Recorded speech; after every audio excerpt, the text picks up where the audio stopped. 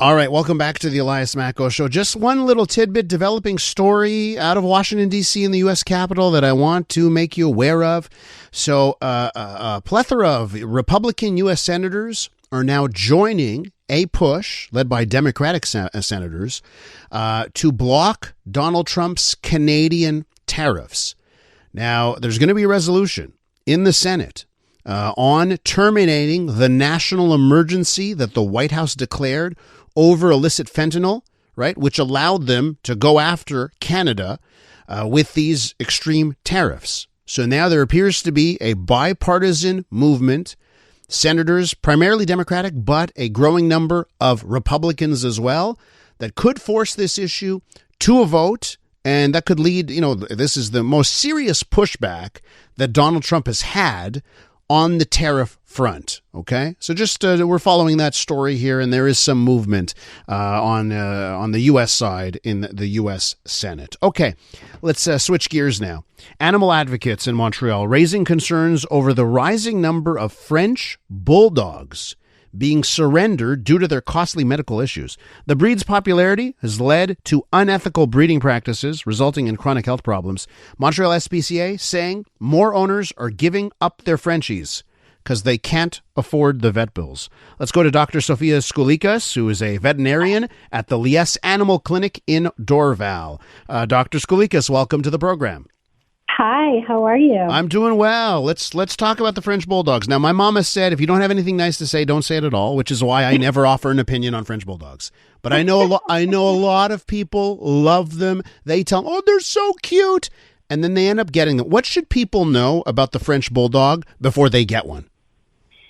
So French bulldogs are considered a brachycephalic breed. So these are those smooshy face breeds that are really cute, like English bulldogs, pugs, Boston terriers, that are bred because of like that cute smooshy face, okay?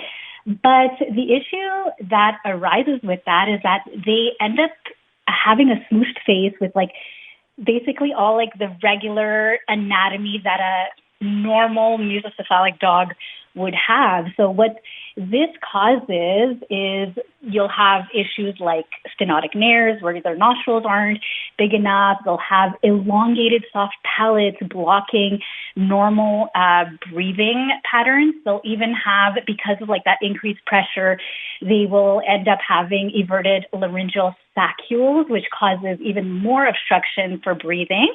And they even have a smaller diameter trachea, so that windpipe is a lot smaller. So these dogs tend to have a lot of breathing issues, but it doesn't stop there. Okay. So other things that they can have eye problems. They have like protruding eyes, like big globular eyes. So they have higher risks of getting like corneal ulcers or corneal pigmentation.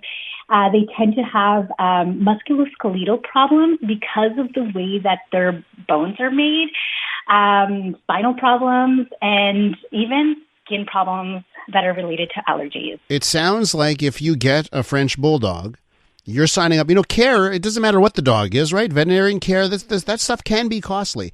But it sounds like if you get a French bulldog, you are signing up for thousands of dollars of medical bills, veterinarian bills, that you wouldn't necessarily get with some other breeds. And you mentioned these similar breeds as well, just that type of breed.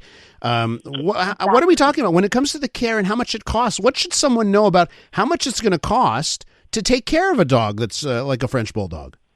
Well, I mean, it really depends on what condition arises, right? So if they end up having pretty severe things like hip and elbow dysplasia or spinal issues, these can be surgical costs that are in the thousands. Like, you're looking at minimal $5,000 to even $10,000 sometimes, especially if you need like a hip replacement, if you need like a spinal cord injury, surgery. These things are really costly, especially if you have to go see a specialist for the treatment.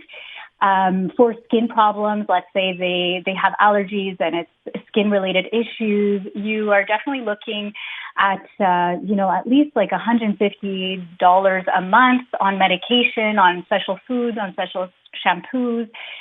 So that all adds up, right? Because there's also just like the regular care that any regular dog needs, like their grooming and their regular food, their vaccines, their preventative.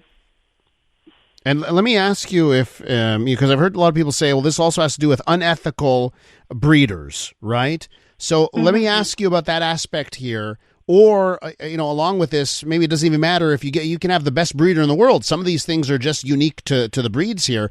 But let's add sometimes you see a deal and it's a breeder that you're not going to check into the background. How much does that add to this problem? It definitely adds to the problem because unethical breeders will breed dogs, even if they have these conditions. They'll know that the dog will have hip dysplasia, for instance, which is something that you shouldn't breed. You shouldn't make offspring on those dogs, and they'll do it anyways. Or their dog will have allergies and they know it, and they'll still breed these dogs. And it's just inevitable that the offspring will have the same condition. So that's why it's important, if we are going to be adopting these breeds, to really, do background checks on these breeders to make sure that they're ethical and you're not getting a dog that's going to be full of issues. And is there anything that you, when you were looking at a breeder, is there anything that you would advise people to be on the lookout for to ensure that they've got a good breeder? Yeah, so they should have some papers on lineage for the mom and the dad and where they come from.